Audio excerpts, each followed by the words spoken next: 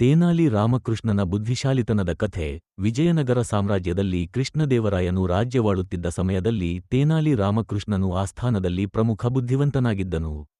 ಅವನ ಹಾಸ್ಯ, ಬುದ್ಧಿಮತ್ತೆ ಮತ್ತು ಚತುರತೆಯಿಂದ ಎಲ್ಲಾ ದಿಗ್ಗಜರನ್ನು ಬೆಚ್ಚಿ ಬೀಳಿಸುತ್ತಿದ್ದನು. ಈ ಕಥೆಯು ಅವನೊಂದಿಷ್ಟು ಬುದ್ಧಿವಂತಿಕೆಯನ್ನು ತೋರಿಸುವ ಪ್ರಸಂಗ. ಒಂದು ದಿನ ರಾಜನಿಗೆ ಆಶ್ಚರ್ಯಕರವಾದ ಉಪಹಾರದ ಆಸೆ ಬಂತು. ಅವರು ತಮ್ಮ ಆಸ್ಥಾನದಲ್ಲಿ ಘೋಷಣೆ ಮಾಡಿದರು, ಯಾರು ನನ್ನಿಗೆ ಅತ್ಯಮೂಲ್ಯವಾದ ಆದರೆ ಬಹುಮಾನ ಕೊಡಲಾಗದಂತಹ ಉಪಹಾರವನ್ನು ತರುತ್ತಾರೋ ಅವರಿಗೆ ಬಹುಮಾನ ನೀಡಲಾಗುತ್ತದೆ. ಅನೇಕ ಮಂದಿ ಜವಾಬ್ದಾರಿಯುತವಾಗಿ ಉಡುಗೊರೆ ತಂದರು. ಹೆಬ್ಬಾಗಿನ, ಚಿನ್ನದ ವಸ್ತುಗಳು, ಅಪರೂಪದ ವಸ್ತುಗಳು. ಆದರೆ ಎಲ್ಲವೂ ರಾಜನಿಗೆ ತೃಪ್ತಿ ಕೊಟ್ಟಿಲ್ಲ. ತೇನಾಲಿ ರಾಮಕೃಷ್ಣನು ಆಗ ಪ್ರವೇಶಿಸಿದ. ಅವನು ಕೈಯಲ್ಲಿ ಕೇವಲ ಒಂದು ಬಟ್ಟಲಿನ ಹಾಲನ್ನು ತಂದಿದ್ದ. ಅರಮನೆಯ ಎಲ್ಲಾ ಮಂದಿ ಆಶ್ಚರ್ಯಚಕಿತರಾದರು. ರಾಜನು ಕೇಳಿದ, ರಾಮಕೃಷ್ಣ, ಇದು ಮಾತ್ರವೇನು? ಒಂದು ಬಟ್ಟಲಿನ ಹಾಲ?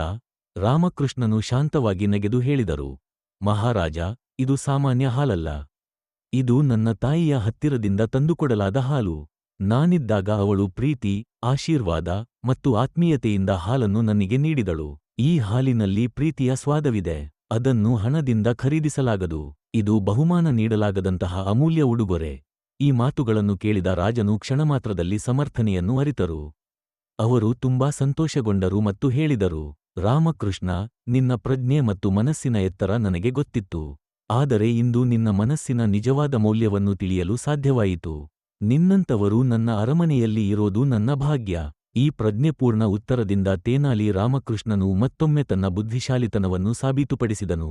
ಈ ಕಥೆಯಿಂದ ನಮಗೆ ಬೋಧನೆ ಆಗುವುದು ಏನೆಂದರೆ, ಪ್ರೀತಿ ಮತ್ತು ಭಾವನೆಗಳು ಯಾವ ಸಾಂಪ್ರದಾಯಿಕ ಉಡುಗೊರೆಗಿಂತಲೂ ಉನ್ನತ. ಹೃದಯದಿಂದ ಕೊಟ್ಟ ಉಡುಗೊರೆಗಿಂತ ಅಮೂಲ್ಯವಾದುದು ಯಾವುದೂ ಇಲ್ಲ.